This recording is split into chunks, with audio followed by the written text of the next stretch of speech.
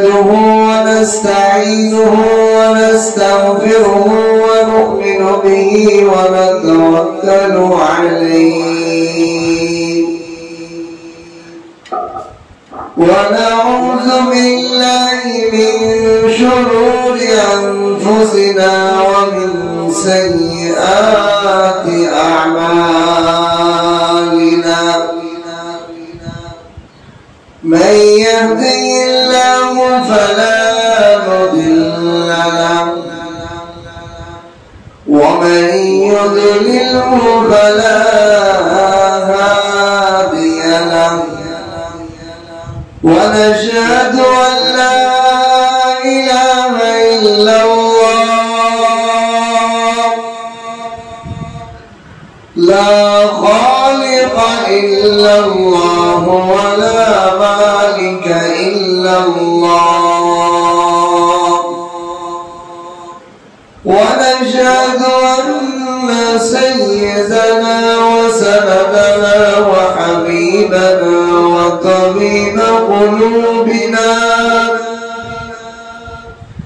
ومولانا محمدا عبده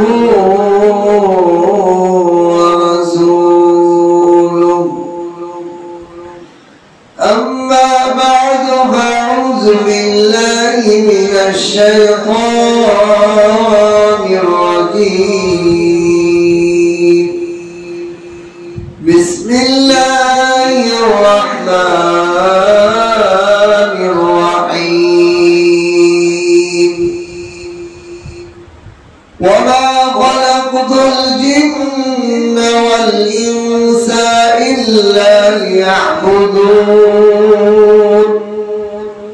وما أريد منهم من رزق وما أريد أن يطعمون إن الله هو الرزاق ذو القوة المتين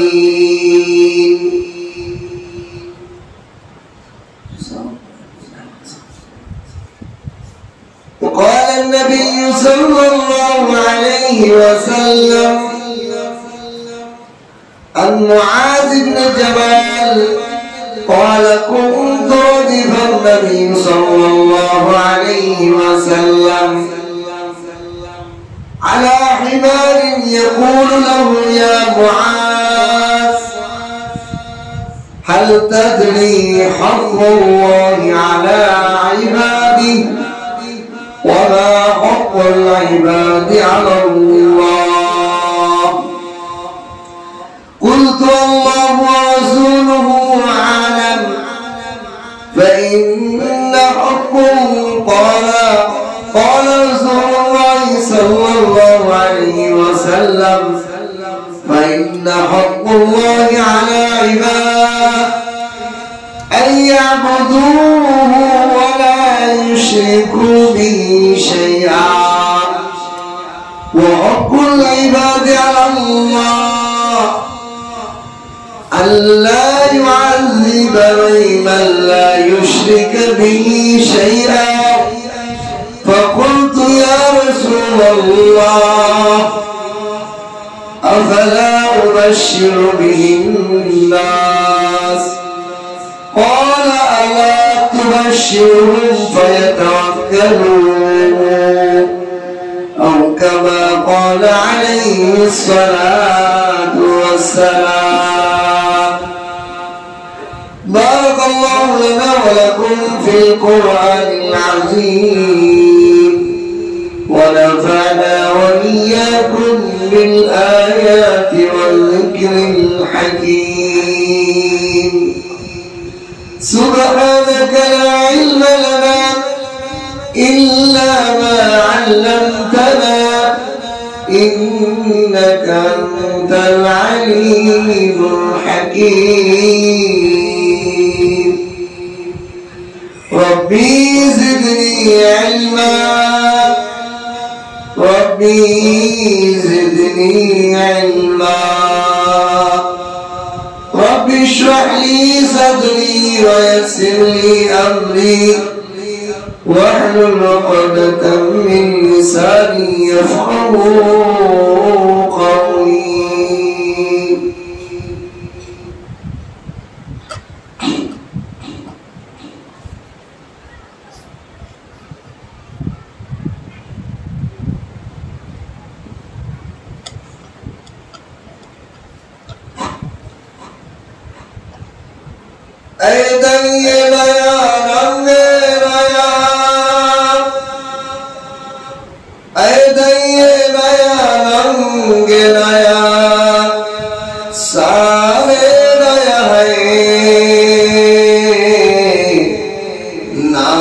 मुसलमान तेरा काम कुफर है,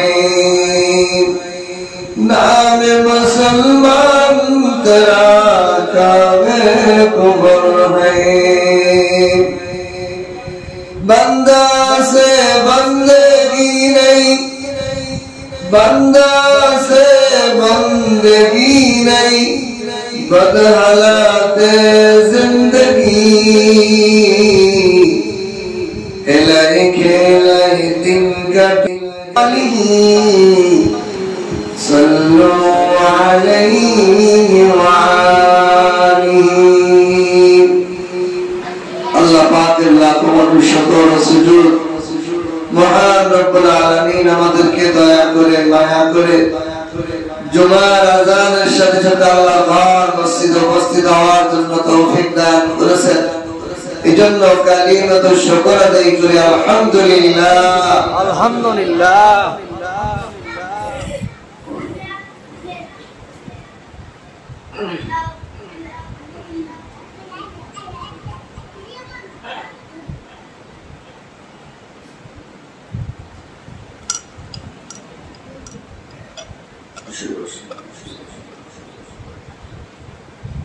আল্লাহ পাক দয়া করে মায়া করে আমাদেরকে ইবাদতের জন্য আল্লাহর ঘর মসজিদে আল্লাহ সন্তুষ্ট অর্জন করার জন্য আসার বসার তৌফিক দান করেছেন। আল্লাহ পাক তৌফিক না দিলে কেউই ভালো কাজে আগে আগে আসা সম্ভব না। হাজারো মানুষ আছে, হাজারো ব্যস্ততা থেকে এখনো ভালোই হতে পারে, এখনো পবিত্রতা গোসল গোসল কিছুই অর্জন করতে পারে নাই। যারা আসতে পারে নাই আল্লাহ পাকের তৌফিক তাদের নসিব না হওয়ার কারণে এখনো পারে নাই। আমরা আসতে পেরেছি আল্লাহ পাকের দয়ায়, এজন্য আমার অন্তর অন্তঃস্থল থেকে কালিমাতু শুকর আদায় করে আলহামদুলিল্লাহ, আলহামদুলিল্লাহ। খুতবা এবং দুরূদের পরে সূরাতুল যারিয়াত 57 নম্বর আয়াত আমি তেলাওয়াত করেছি। এই দুই তিনটা আয়াতের মধ্যে আল্লাহ তাআলা মানুষ সৃষ্টির কেন মানুষ বানাইলেন এই কথা উত্তর দিয়ে দিয়েছে। আমি মানুষ কেন বানাইলাম? প্রতিটা জিনিস কোন কাজ যদি কেউ করে আর যদি তার কোনো উদ্দেশ্য না থাকে তাহলে সে হলো পাগল। পাগল যত কাজ করে তার উদ্দেশ্য নেই। আল্লাহ রাব্বুল আলামিন মানুষ বানাইবেন, তার একটা উদ্দেশ্য থাকবে না, এটা তো হতে পারে না, ঠিক কি না? আল্লাহ পাক মানুষকে বানানো একমাত্র শুধুমাত্র একটা উদ্দেশ্য, সেটা কি? আয়াতে আল্লাহ তাআলা বলেন ওয়ামা খালাকতুল জিন্না ওয়াল ইনসা ইল্লা লিয়াবুদুন।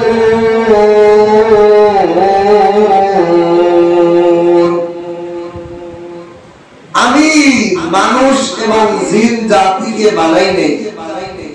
আল্লাহ পাক আগে অস্বীকার করতেছে কোন কাজকে দৃঢ়তা বোঝানোর জন্য অস্বীকার করার কথা বলে যদি বলা হয় এটা তাকিদ হয়, সীমাবদ্ধ হয়ে যায়। একটা জিনিসের মধ্যে সীমাবদ্ধ, আমি খাই নাই তবে ভাত খেয়েছি, আমি কিছুই খাই নাই তবে ভাত খাইছি, মানে আর কোন জিনিস খাওয়ার এখানে ঢোকানো সম্ভব না।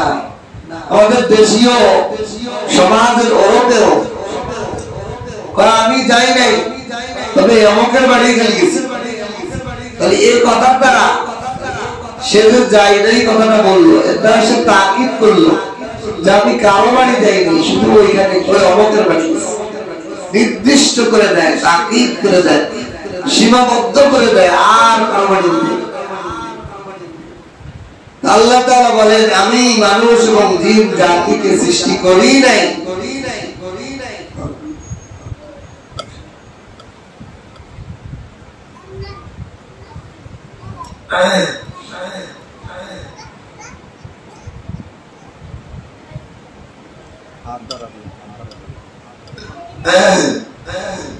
আমি মানুষ এবং জিন জাতিকে সৃষ্টি করি নাই।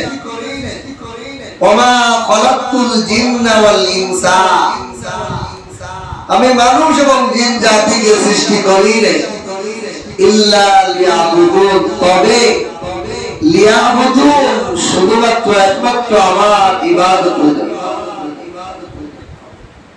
একমাত্র আমার ইবাদতের জন্য আমি মানুষ জাতিকে সৃষ্টি করেছি এবং জিন জাতিকে সৃষ্টি করেছি, আর কোন কাজে সৃষ্টি করি।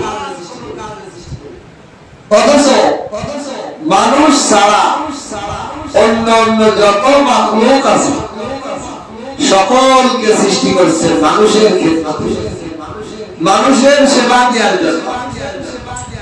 দেখেন মানুষ সৃষ্টির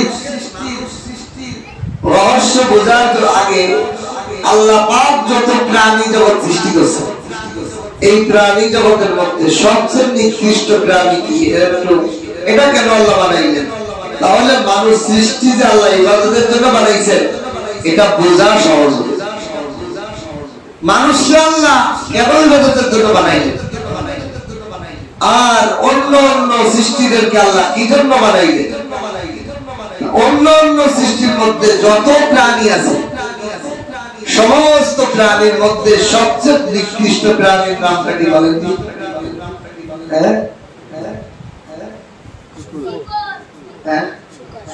মাশাআল্লাহ, শুকর। যত প্রাণী আছে এই প্রাণীর মধ্যে সবচেয়ে নিকৃষ্ট প্রাণী হলো শুকর।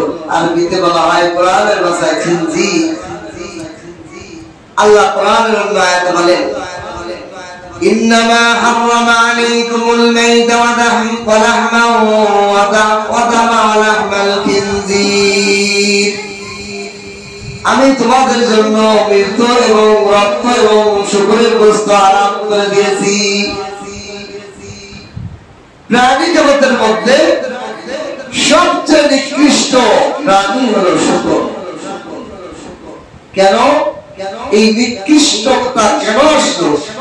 তার সৃষ্টির উদ্দেশ্য যে কারণ, এই কারণটা বুঝলে যে এটা নিকৃষ্ট কেন এটা বুঝে।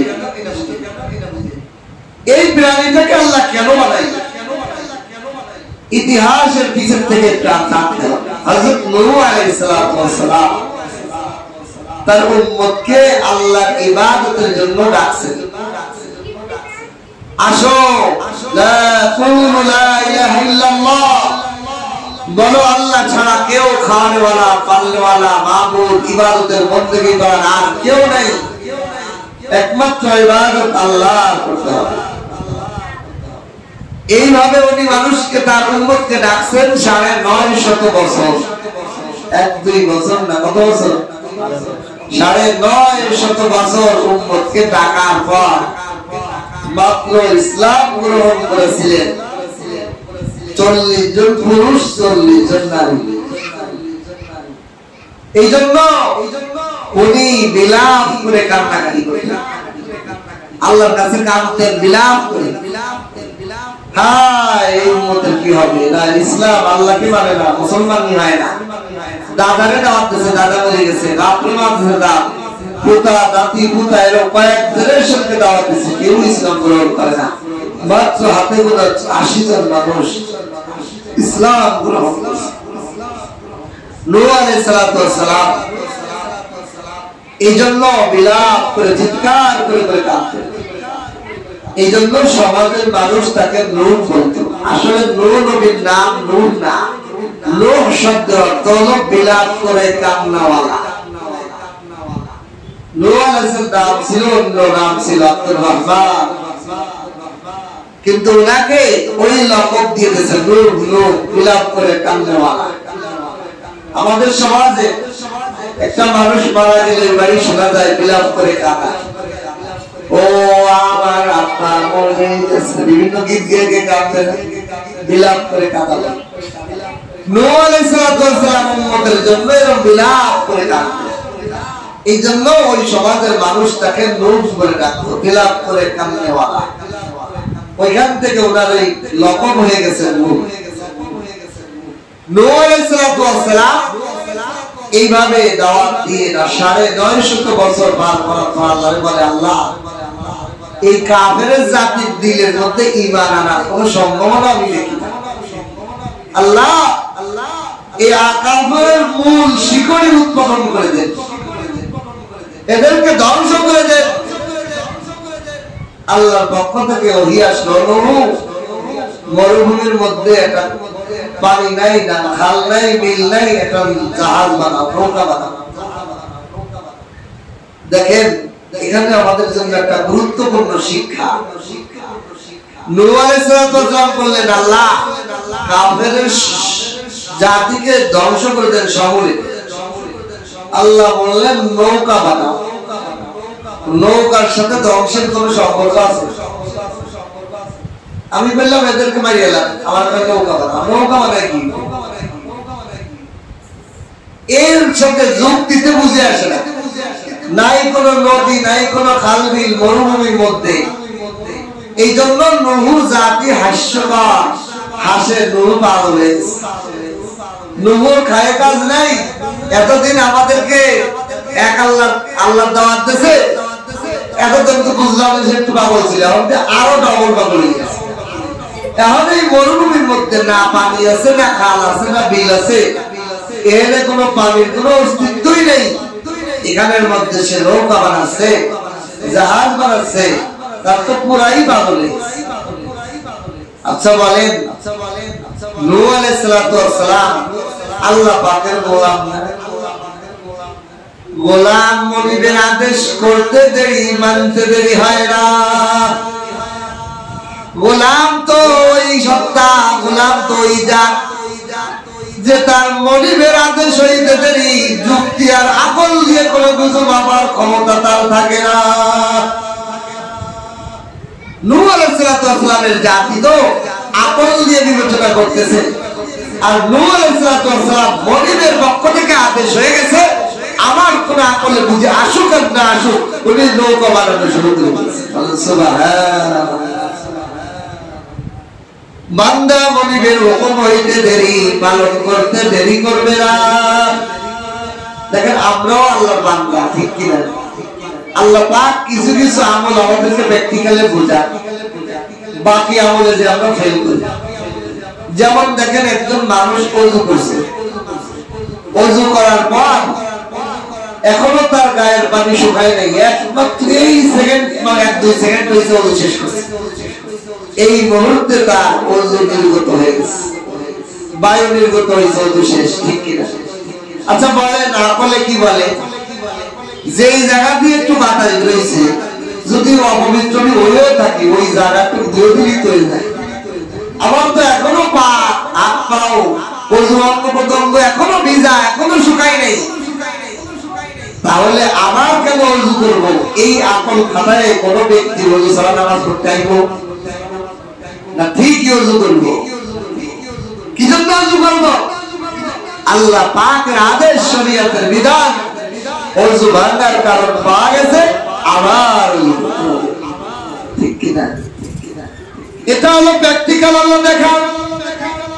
বাকি জিন্দেগীর জীবনের সমস্ত জায়গা আল্লাহর হুকুমকে এইভাবে মানতে হবে যে আল্লাহর হুকুম হইছে, আমার বুঝে আসুক আর না আসুক মানতে হবে, ঠিক কিনা?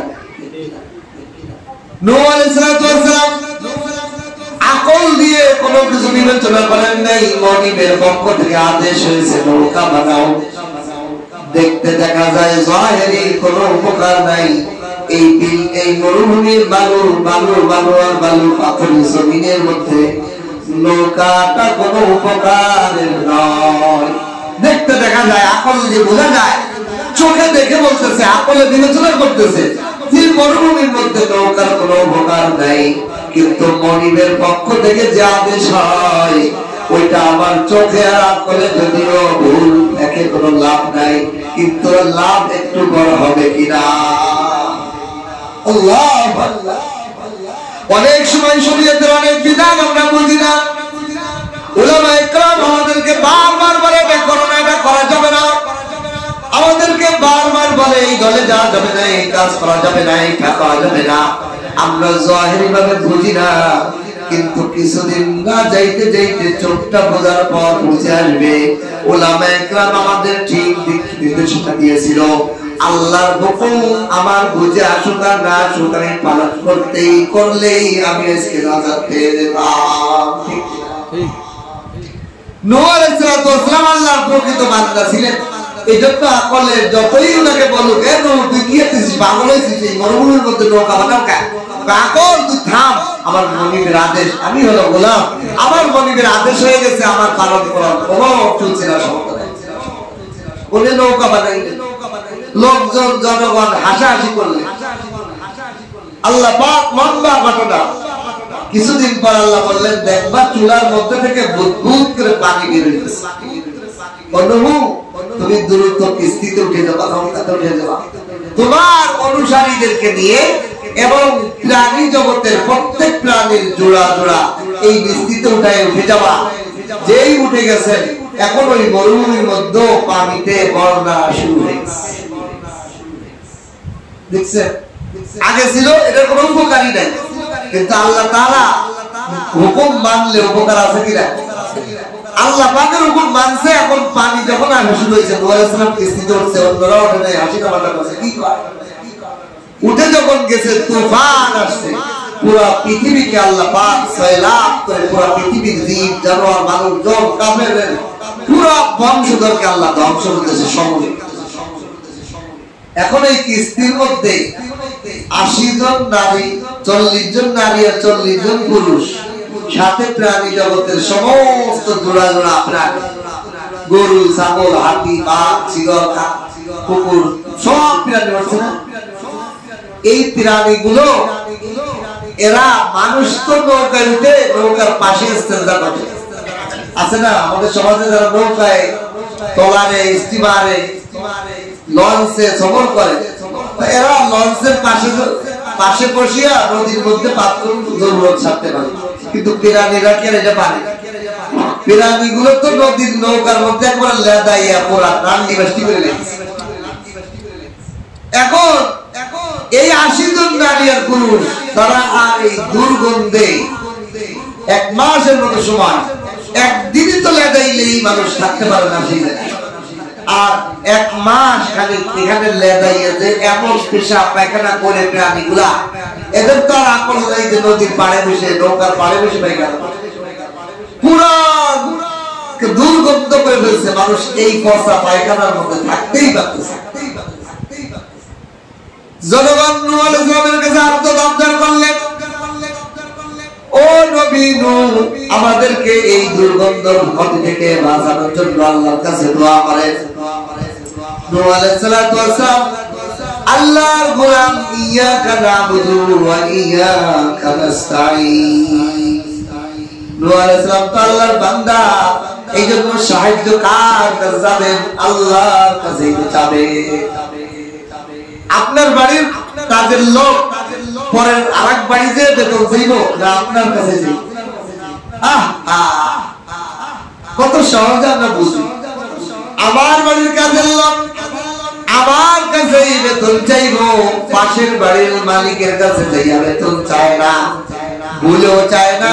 পৃথিবীর ইতিহাসে কোনো এরকম রেকর্ড নাই এক বাড়ির কাজের লোক অন্য বাড়ির মালিকের কাছে যায় বলছে আমার বেতন দেন, ঘুমেও মাতাল হয়েও ভুলেও দেয় চাই তাই।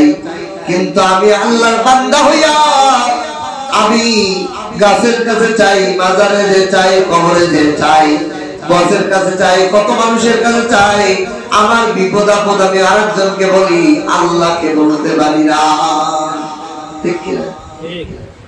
দুনিয়ার কাজের লোক মনির যে চাকরি করে তার কাছেই বেতন চায়, অন্য কোম্পানির মালিকের কাছে চায় না। অথচ আমি আল্লাহর বান্দা, আমার মাথার তালু থেকে পায়ের তালু পর্যন্ত আল্লাহর নিয়ামত দিয়ে ভরা, আমি আল্লাহ ছাড়া কত মানুষের কাছে দুঃখের কথা সাহায্য চাই, আল্লাহর কাছে চাই না। এই জন্য নূহ আলাইহিস সালাম আল্লাহর কাছে চাইলেন, আল্লাহ আপনি তো সব, আপনি তো আপনি এই বিপদ থেকে, এই প্রাণীদের পায়খানা থেকে আমাকে বাঁচানোর একমাত্র আপনি সাহায্যকারী আছেন। ইয়াকা না'বুদু ওয়া ইয়াকা নাস্তাঈন, আমরা তো একমাত্র শুধুমাত্র আপনারই গোলাম, ওয়া ইয়াকা নাস্তাঈন, এবং আপনারই কাছে সাহায্য চাই। আল্লাহর কাছে বললেন, আল্লাহর কাছে বলার পর আল্লাহ জিবরাইল আলাইহিস সালামকে পাঠাইলেন, ও জিবরাইল যাও, নূহর কিস্তির মধ্যে ঈমানদাররা কষ্ট পাচ্ছে, ওদেরকে উপকারের জন্য হাতির পেট থেকে একটা প্রাণী বের করো, দেখতে হাতির মতোই, কিন্তু দুইটা জিনিস তার মধ্যে পার্থক্য থাকবে, একটা হলো তার সুর থাকবে না, আর একটা হলো হাতির মতো বড় হবে না, ছোট সাইজ হবে। সেই প্রাণীটার নামই হলো খিনজির এবং শূকর। আরবিতে খিনজির, বাংলায় শূকর। আল্লাহ তাআলা এই প্রাণীকে বানাইলেন কি জন্য? সমস্ত প্রাণী পায়খানা, লেদা, পেশাব নূহ আলাইহিস সালামের কিস্তিতে যে নোংরা করে দিয়েছে, এই নোংরাটা খাইয়ে সাফ করে দিয়েছে। আল্লাহু আকবার। এখন বলেন শূকর বানাইছে তাহলে কি জন্য? পৃথিবীর নোংরা সাফ করার জন্য, আবর্জনা, পচা গাদ্দা সাফ করার জন্য আল্লাহ শূকর বানাইছে। এই জন্য আল্লাহ কোন ঈমানদার, আল্লাহর প্রিয় বান্দাকে শূকরের গোশত খাওয়া হারাম করে দিয়েছে। পচা আবর্জনা দিয়ে যেই প্রাণী তৈরি হয়েছে, যেই প্রাণীর খাদ্যই হলো পচা গাদ্দা, এই প্রাণী আল্লাহর প্রিয় বান্দাদের রিজিক হতে পারে না, এজন্য আল্লাহ হারাম করে দিয়েছেন। আল্লাহ পাক যেই মানুষগুলো অঙ্গ প্রত্যঙ্গের মানুষ, যেগুলো হাইওয়ান থেকে নিকৃষ্ট, তারাই শুধুমাত্র এই শূকরের গোশত খেতে পারে। এজন্য আল্লাহ শূকর বানাইছেন নাপাক দিয়ে। শূকর বানাইছে পৃথিবীর সমস্ত গান্দেগী, পচা গান্দা, আবর্জনা, পচা গান্দা, সবচেয়ে বেশি পচা গান্দা পৃথিবীর ভিতর কুকুর, এই শূকরে খায়। তাহলে যেই জিনিসটাকে যে উদ্দেশ্যে বানাইছে, উদ্দেশ্যের কারণে সে নোংরা হয়ে গেছে। শূকরে বানাইছে আল্লাহ পৃথিবীর নোংরা পরিষ্কার করার জন্য। পৃথিবীর নোংরা যেরকম সবচেয়ে নিকৃষ্ট, এই নোংরার কারণে শূকর প্রাণীটাও নিকৃষ্ট হয়ে গেছে। এবার আসেন পৃথিবীতে আরো কিছু প্রাণী বানাইছে আল্লাহ নিকৃষ্ট। অনেকে বলছে কুকুর। কুকুর কিভাবে আল্লাহ বানাইছে? কুকুর কেন বানাইলেন? আল্লাহ পাক যখন আদম আলাইহিস সালামের বডিকে জান্নাতে কেবল বডি বানিয়েছেন, এখনো রূহ দেন নাই, এমন অবস্থায় এই কুকুর সে এই আদম আলাইহিস সালামের বডি যখন বানিয়েছে, ইবলিস জান্নাতের মধ্যেই তো থাকে, এর তো জন্মগতভাবেই হিংসা, আর নিজেই রাজত্ব করা, আর কেউ রাজত্ব জান্নাতে না করতে পারে, এই লোভ তার মধ্যে। এই ইবলিস সে কি করছে? সে আদম আলাইহিস সালামের প্রতি হিংসা করে তার এই বডির মধ্যে এক কামলা থু মেরেছে, কফ ফেলাইছে। আল্লাহ পাক বলেন জিবরাইল, আবার আদমের বডির মধ্যে শয়তান থু ফেলছে, থু ফেলাইছে, তুমি এই থুটুক উঠায় দাও। এই থুটুক পড়ছে আদম আলাইহিস সালামের পেটের নিচে, তল পেট আর মাঝ পেটের মাঝখানে, এখানে থুটা পড়ছে। আল্লাহ পাক ওই থু সহ দোস্তটুক ওই মাটিটুক উঠায় দাও। ওই জন্য পুরুষ নারী সকলের নাভি এক বরাবর, সকলের নাভি অগর্ভ। ওই যে আদম বলছে, এই নাভির এখানের থেকে থুক, শয়তানের লালা আর মানুষের আদমের মাটি, এই দুইটা নিয়ে আল্লাহ বললেন জিবরাইল একটা প্রাণী বানাও। এই প্রাণীটা মধ্যে মানুষের গুণ থাকবে, ইবলিসের খবিসের গুণ থাকবে। বলেন নাউজুবিল্লাহ। এই জন্য কুকুরের মধ্যে দেখবেন কুকুরের লালা ইবলিসের লালা। এই জন্য কুকুর ভিজা অবস্থায় কুকুরের ঘাম যদি কোনো নামাজের শরীরে বা কাপড়ে লাগে নামাজ হয়ে যায়। আবার মানুষের শরীরের অংশ কুকুরের মধ্যে আছে, এই জন্য কুকুর বড় মানুষের ভক্ত।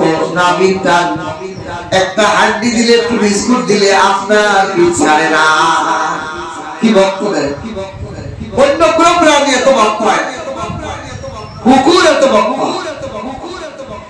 এই কুকুরকে আল্লাহ বানিয়েছেন পৃথিবীতে মানুষ যাতে ইবলিসকে না দেখলো।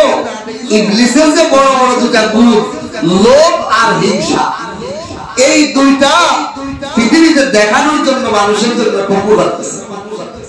দেখবা কুকুর কত লোভী আর কুকুর কত হিংসুক, এই দুটা বোঝানোর জন্য। আর এই দুইটা হলো জাহান্নামের ভাইরাস, ক্যান্সার। এজন্য কোন মানুষের শরীরে যদি লোভ থাকে, কোন মানুষের অন্তরের মধ্যে যদি হিংসা লোভ থাকে, সে জান্নাতের ঘ্রাণই পাবে না। নাউযুবিল্লাহ। কুকুরের মধ্যে কি পরিমাণ লোভ আর হিংসা আছে, কিতাবের মধ্যে একটা উদাহরণ দিয়েছে যে কুকুর আর পাখিদের মধ্যে সবচেয়ে নিকৃষ্ট প্রাণী হলো কাক। কাক আর কুকুরের মধ্যে পার্থক্য, 5টা পার্থক্য। কাক নরম গোস্ত খায়, হাড্ডি খায়। কুকুর কি খায়? হাড্ডিও খায় না। কাক তার মরা জাতি, তার স্বজাতির মরা লাশকে খায় না। কোন কাক পৃথিবীর আরেকটা মরা কাককে কখনো খায় না। সে কোড়ায় কোড়ায় ফেটাইয়া দেয়। হাবিল কাবিলের ঘটনার মধ্যে আছে, আদম আলাইহিস সালামের ছেলে হাবিল কাবিল তার ভাই হাবিলকে মারিয়া গাড়ি নিয়ে ঘুরে বেড়াইতেছে। কোথায় দাফন করবে, কেমনে কবর দেবে? পৃথিবীতে আগে কখনো তো হয়নি, কিন্তু বুঝতেছে না।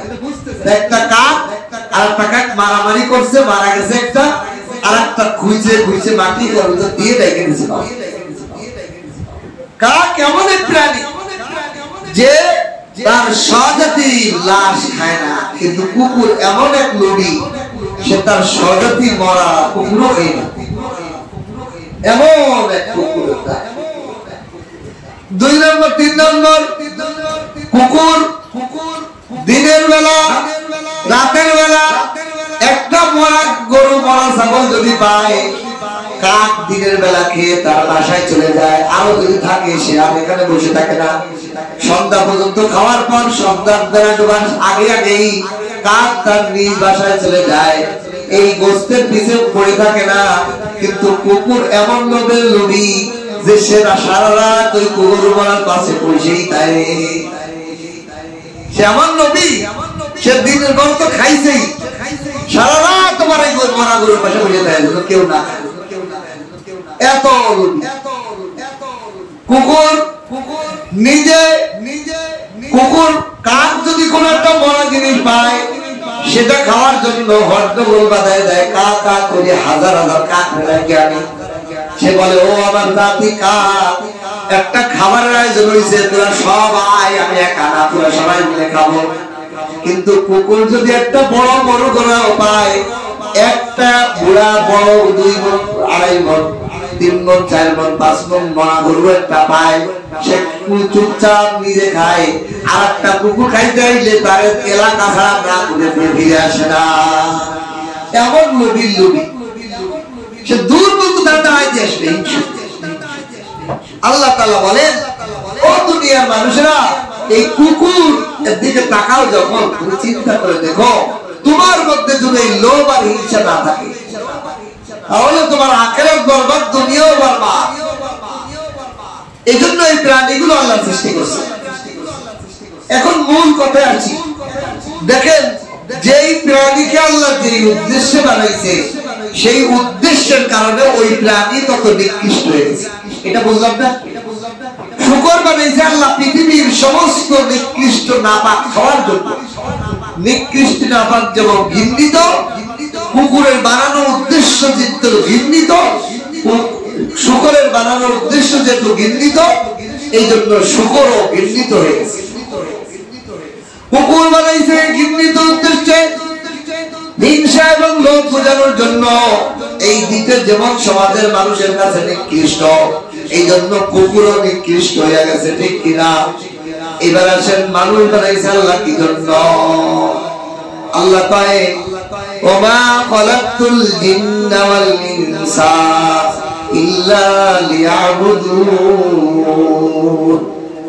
মানুষ এবং জিন জাতিকে আমি বানাই নাই, তবে আমার উদ্দেশ্য হলো আমার ইবাদতের জন্য, আল্লাহর গোলামিয়ত করার জন্য, আল্লাহর গোলাম করার জন্য।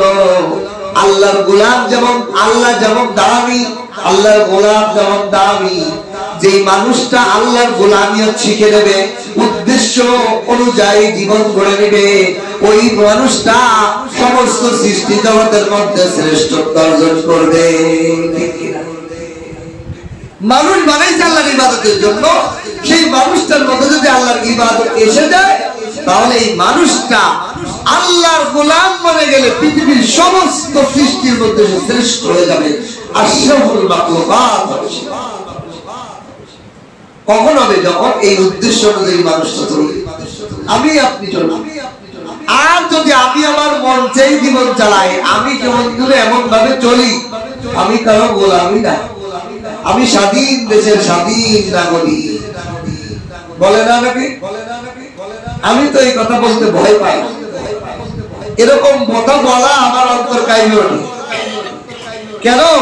একজন মুসলমান বলতে পারে না যে আমি স্বাধীন, সে বলবে আমি আল্লাহর গোলাম। স্বাধীন মানুষ যা ইচ্ছা তাই করতে পারে, আর গোলাম মনিবের হুকুম ছাড়া বাইরে যাইতে পারে। ওমা খালাকতুল জিন্না ওয়াল ইনসা ইল্লা লিয়াবুদুন। আল্লাহ পাক বলেন আমি মানুষ এবং জিন জাতিকে সৃষ্টি করি নাই ইল্লা লিয়াবুদুন, তবে শুধুমাত্র আমার ইবাদত করার জন্য। এখন ইবাদতের জন্য রয়েছে। এরপরে আয়াতের দ্বিতীয় অংশে আল্লাহ বলতেছে ওয়ামা উরিদু মিনহুম মিন রিজক। ও দুনিয়ার মানুষ, তোমাদের কারো কাছে আমি তোমাদের সামনে যখন আমি বললাম তোমরা আমার ইবাদতের জন্য, আমার গোলামি, আমার দাসত্ব করার জন্য বানাইছি, তাহলে তোমাদের জেহেনে একটা প্রশ্ন আসতে পারে, আমার আপনার জেহেনে একটা প্রশ্ন আসতে পারে, আমাদেরকে আল্লাহর গোলামির জন্য বানাইছে, তাহলে মনে হয় আল্লাহর কোন জিনিস প্রয়োজন? দুনিয়ার গোলাম মানুষ কেনে কেন? গোলামে কাজ করবে, মালিককে ইনকাম করে দিবে, মালিকের সেবা দিবে, মালিকের খেদমত করবে, মালিকের খানা বানায় দিবে, মালিকের কাজকর্ম, ঘরের কাজকর্ম করে দিবে। আল্লাহ আমাদেরকে আল্লাহর গোলামি করার জন্য বানাইছে, মনে হয় আল্লাহকে আমাদের ইনকাম করে দেয়া লাগবে মনে হয়। আল্লাহ বলেন না না না, ওয়ামা উরিদু মিনহুম মিন রিজকিন, আমি তোমাদের থেকে কোনো রিজিক চাই না, তোমাদেরকে আমি কোনো রিজিক দেওয়ার জন্য গোলাম বানাই নাই। ও দুনিয়ার মানুষ, তোমাদেরকে আমাদেরকে আল্লাহ তাআলা কোনো রিজিক আল্লাহকে কামায় দেব এই জন্য আল্লাহ আমাদেরকে বানান নাই। ওয়ামা উরিদু আন ইউতাইমুন, না আমি তোমাদের কাছে খাদ্য চাই যে আমাকে তোমরা খাওয়াইবে, গোলাম মনিবকে কামাই করে খাওয়াবে, ব্যবসা বাণিজ্য দোকান পাটে কর্ম খেদমত করে খাওয়াবে, এই ধরনের খেয়াল আসতে পারে। আল্লাহ পায় না না না, আমি তোমাদেরকে খাওয়াই, তোমরা আমাকে খাওয়ানো লাগবে না। আল্লাহ আমাদের থেকে কিছু চায় না, বরং তিনি আমাদের কাছে চায় শুধুমাত্র আমাদের ইবাদত, দাসত্ব। তিনি আমাদের দাসত্ব চান, রূহানি এবং জিসমানি, আত্মিক ভাবে মানে আমাদের মনে প্রাণে সব সময় রাখতে হবে আমি আল্লাহর গোলাম। এই বিশ্বাস, এই আকল, এটা রাখতে হবে।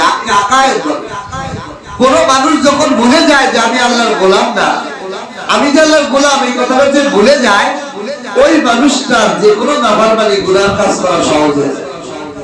আর যেই মানুষটা মনে করে আমার নবী আছে, আমি তার গোলাম, আমি যাই করি না কেন আমার দায়বদ্ধতা আছে, সে গুনার কাজ করতে পারে না। এই জন্য আল্লাহ তাআলা বলেন ইবাদতের মাকসাদ হলো দুটা। একটা হলো আল্লাহ পাকের প্রতি এই বিশ্বাস এবং আকল রাখা যে আমি আমার মনিবের গোলাম। দুই নম্বর হলো কাজে কর্মে অঙ্গ প্রত্যঙ্গ দিয়ে বোঝানো যে আমি আল্লাহর গোলাম। সেটা কি? দেখেন ইসলামের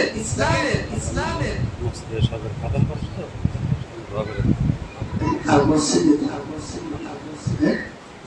আপনার নামে আমি খতম করা হয়েছে। আচ্ছা এই টাকাটা কিসে এটাকে মসজিদে দান করছেন না আমাকে হাজিয়ে দিয়েছেন?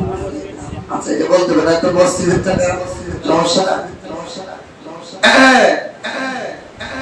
আল্লাহ পাক মানুষকে সৃষ্টি করেছেন, এই সৃষ্টির মধ্যে আকায় দেখতে হবে যে আমি আল্লাহর গোলাম।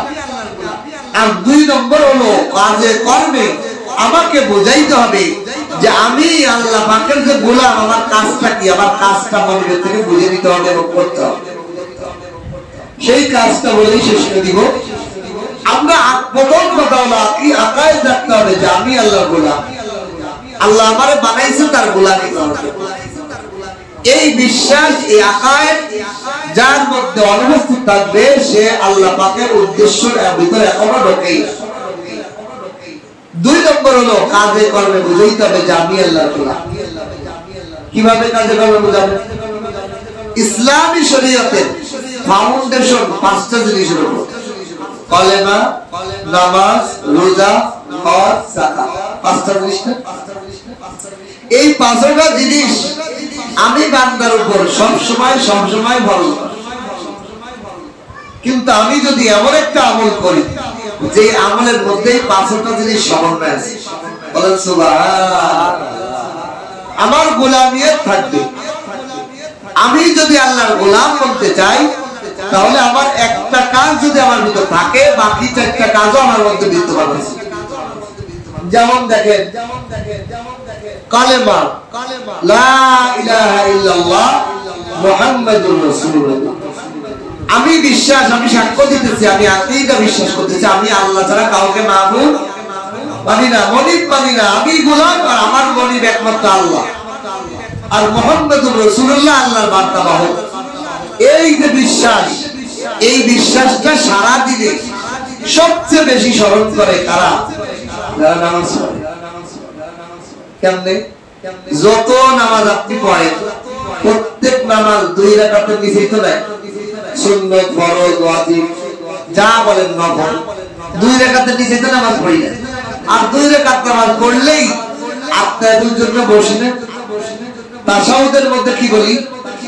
আশহাদু আল্লা ইলাহা ইল্লাল্লাহ, আমি সাক্ষ্য দিতেছি আমি আল্লাহ ছাড়া কাউকে মনিব মানি না।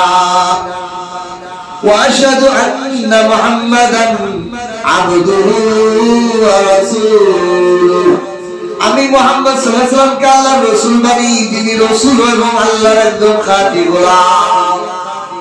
আমি তার নমুনায় গোলাম হতে চাই।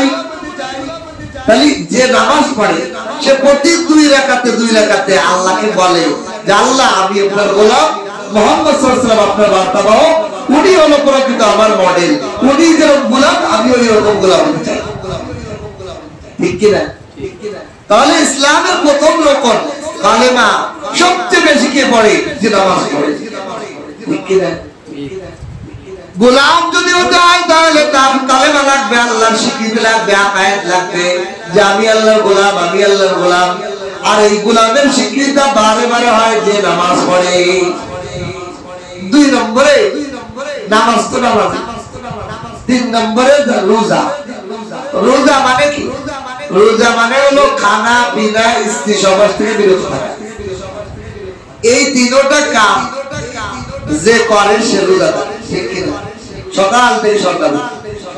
কিন্তু যেই ব্যক্তি আমি আপনি আমাদের মধ্যে যেই নামাজে দাঁড়াই, নামাজের আল্লাহু আকবার থেকে আসসালামু আলাইকুম পর্যন্ত আমাদের সমাজে কেউ খায়, কেউ পান করে, কেউ স্ত্রী সহবাস করে। তাহলে যে ব্যক্তি নামাজ শুরু করে এবং শেষ করে যতক্ষণ সে নামাজে থাকে সে কেমন রোজাদারের গুণগান বলেন সুবহানাল্লাহ। নামাজি ব্যক্তি যতক্ষণ নামাজে থাকে ততক্ষণ নামাজের রোজাদারের গুণে গুণান্বিত হয়ে যায়। তাহলে নামাজি এমন একটা গুণ যে নামাজির মধ্যে রোজাদারের গুণে গুণান্বিত হওয়া যায়। ঠিক কিনা? 3 নম্বর 4 নম্বর হলো যাকাত। যাকাত কি? যাকাত হলো মালকে পবিত্র করা। আর আল্লাহ পাক কোরআনে নিজেই বলেন ইন্নাস সালাতা তানহা আনিল ফাহশাই ওয়াল মুনকার, নামাজ মানুষকে গুনাহ থেকে বিরত রাখে। মুফাসসিরিন একরাম বলেন নামাজের এক নম্বর পবিত্র রাখার উদ্দেশ্য হলো যে ব্যক্তি আল্লাহু আকবার দিল সালাম পর্যন্ত সে জিনা করে না, ব্যভিচার করে না, সুদ খায় না, ঘুষ খায় না, মিথ্যা কথা বলে না, চগলখড়ি করে না, নামাজে দাঁড়ানো অবস্থায় সে এগুলো করে, কোন ধরনের গুনাহ করে নামাজে যতক্ষণ আপনি ছিলেন আল্লাহু আকবার থেকে সালাম পর্যন্ত এই টাইমটু আপনার পৃথিবীতে যত টাইম 24 ঘন্টার ভিতর কাটা তার মধ্যে সবচেয়ে গুনাহমুক্ত সময় কোনটুকু যেটুকু আমি নামাজে ছিলাম, ঠিক কি না? নামাজ মানুষকে গুনাহমুক্ত জীবন শিখায়। নামাজের মধ্যে পবিত্র করার যাকাতের অর্থ আছে, নামাজের মধ্যে হজের অর্থ আছে। হজ শব্দের অর্থ হলো ইচ্ছা করা, আল্লাহর দিকে দাবিত হওয়া। আচ্ছা বলেন আপনারা যারা এখানে নামাজ পড়তে আসছেন সবাই আল্লাহর দিকে দাবিত হয়েছে? নামাজ মানেই হলো আল্লাহর দিকে দাবিত হওয়া। তাহলে নামাজের মধ্যে হজের অর্থ আছে, হজ শব্দের অর্থ নামাজের মধ্যে পাওয়া যায়। এই জন্য নামাজ এমন এক ইবাদত যে কোন ব্যক্তি যদি শুধু নামাজ ঠিক রাখে সে আল্লাহর গোলাম হওয়ার জন্য যথেষ্ট। সুবহানাল্লাহ। এইবার আসেন আল্লাহ পাকের জিকির আছে না, এই জিকিরের মধ্যে সবচেয়ে উসুলি মানে মূল মুলাক্কাস সারাংশ মূল জিকির হলো চারটা। কয়টা? সুবহানাল্লাহ, আলহামদুলিল্লাহ, লা ইলাহা ইল্লাল্লাহ, আল্লাহু আকবার। চারটা জিকির না? এই চারটা জিকির হলো আল্লাহ পাকের জিকির, যত জিকির আছে সবের মূল। এখন বলেন নামাজের মধ্যে শুরুতে আল্লাহু আকবার জিকির আছে না? সালার মধ্যে সুবহানাকা আছে না? সুবহানাল্লাহ। রুকুর মধ্যে সুবহান রাব্বিল আযীম, সিজদার মধ্যে সুবহান রাব্বিল আলা, সুবহানাল্লাহ জিকির আছে কিনা? সূরা ফাতিহার শুরুতে আলহামদুলিল্লাহ জিকির আছে কিনা? আর তাশাহুদের মধ্যে আশহাদু আল্লা ইলাহা আছে কিনা? নামাজ এমন একটা ইবাদত যার মধ্যে জিকিরও আছে, চার প্রকার জিকির আল্লাহ ঢুকাই দিয়েছে। নামাজের মধ্যে আল্লাহ সিজদা রাখছে, সিজদা আল্লাহর প্রিয় আমল। নামাজের মধ্যে কোরআন তেলাওয়াত আছে, নামাজের মধ্যে মুনাজাত আছে, নামাজের মধ্যে আল্লাহ স্মরণ আছে, সব ঢুকাই দিয়েছে। নামাজের মধ্যে মুনাজাত করি না? রব্বানা যালামনা আনফুসানা ওয়া ইল্লাম তাগফির লানা, দোয়া মাসুরা পড়ি না? রব্বানা যালামনা আল্লাহুম্মা ইন্নী যালামতু নাফসি যুলমান কাসীরা, দোয়া করি না? মুনাজাত আছে। নামাজের মধ্যে দুরূদ শরীফ আছে কিনা? দুরূদ না পড়লে বলে আল্লাহর নবীর সুপারিশ পাওয়া যায় না। ইবাদতের মধ্যে দুরূদ লাগে, ইবাদতের শুরু এবং শেষে দুরূদ লাগে। নামাজের মধ্যে দুরূদ শরীফ আছে কিনা? আল্লাহ। এইজন্য নামাজটা এমন একটা ইবাদত যার নামাজ ঠিক তার সব ঠিক, যার নামাজ ঠিক নেই সে আল্লাহর গোলাম এখনো হতেই পারে। এই জন্য আমরা পারবো না ইনশাআল্লাহ। তাহলে আল্লাহ পাকের উদ্দেশ্য ইবাদত, আর ইবাদতের উদ্দেশ্য হলো নামাজ। পুরো ইবাদতের উদ্দেশ্য কি? নামাজ। একজন মুসলমান যদি নামাজি হয়ে যায় তার দ্বারা রোজা ছাড়তে পারে না, তার দ্বারা হজ ঠিক হয়ে যায়, তার যাকাত ঠিক হয়ে যায়, তার পর্দা ঠিক হয়ে যায়, তার হালাল হারাম সব ঠিক হয়ে যায়। এই জন্য নামাজ ঠিক করবো, তারপরে ইনশাআল্লাহ আল্লাহ পাক আমাদের সকলকে সর্ব অবস্থায় নামাজকে ধরা তৌফিক দান করুন। আর নামাজ না থাকলে আপনার মধ্যে আল্লাহর গোলামিয়ত নেই, আপনার মধ্যে আল্লাহর উদ্দেশ্যই নেই, আপনি আমি হাইওয়ান জানোয়ার। আল্লাহ পাক আমাদের সকলকে তৌফিক দান করুন।